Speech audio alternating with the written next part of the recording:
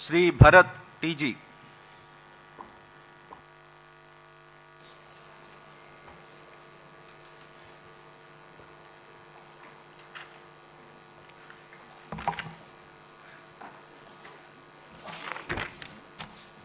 TG Bharat అనే నేను శాసనసభ సభ్యునిగా ఎన్నికైనందున శాసనం ద్వారా నిర్మితమైన భారత రాజ్యాంగం పట్ల నిజమైన విశ్వాసం విధేయత చూపిస్తానని, భారతదేశ సార్వభౌమాధికారాన్ని సమగ్రతను కాపాడుతానని, నేను స్వీకరించబోయే కర్తవ్యాన్ని శ్రద్ధాశక్తులతో నిర్వహిస్తానని దైవ సాక్షిగా ప్రమాణం చేస్తున్నాను.